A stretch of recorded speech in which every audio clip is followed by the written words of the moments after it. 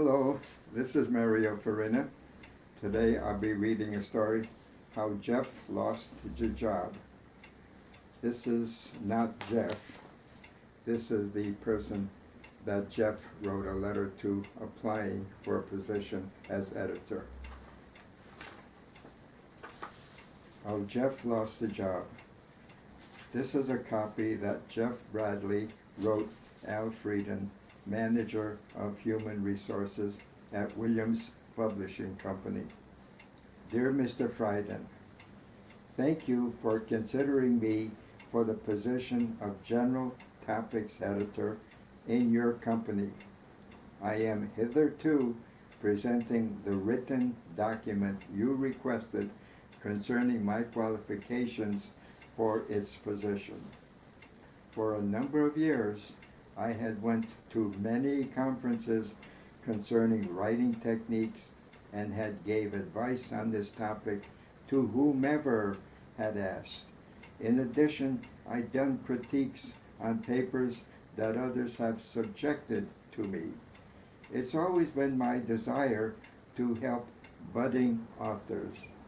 I have had long experience in understanding written material, and I had wrote many a paper on this topic.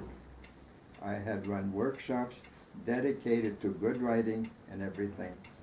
I had spoke at conferences, and at times I had even taken documents home to read, correct, and whatnot.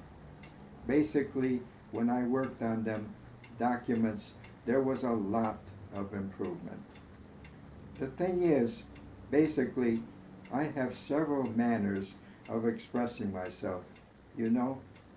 I mean, from the time I was a child, okay? I was interested in the written word. Pretty much, I seen the way that others had wrote and was appalled, okay? I mean, it was always at the tip of my mind, you know? To be perfectly honest, others around me did not appreciate my efforts, right? But I processed it. I remember, you know, two persons especially.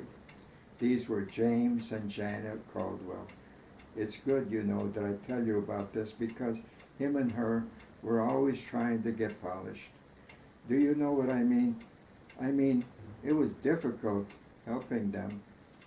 I had a friend also named George. Me and George were trying to lose weight at a time. Him and me would go to a restaurant and talked about good writing. We watched our calories. Frankly, I can say that over a period of time, I have ate all kinds of diet food. But getting back to my qualifications, me and him did not always agree. His girlfriend would join us at times. The thing is, her and him did not care for any of my suggestions. In the beginning, I didn't know nothing about editing or grammar. Now I have no trouble with those topics. One of my objectives are never to do nothing to cause no confusion. George, on the other hand, don't care for nothing. He don't care for good aptitude for good communication. Being very frank, I can honestly tell you without interrogation that him don't know nothing about grammar. I asked him the other day, why doesn't he try to talk better? Georgia said, why doesn't you talk better? He seen I was serious, but didn't say nothing. Long story short, you can see that I am eager to be of help and all that stuff. But me and him just don't seem to have no agreement on this. Briefly said, he's a loser. One day he came and was exorbitantly angry. He goes, why don't you do nothing to help me?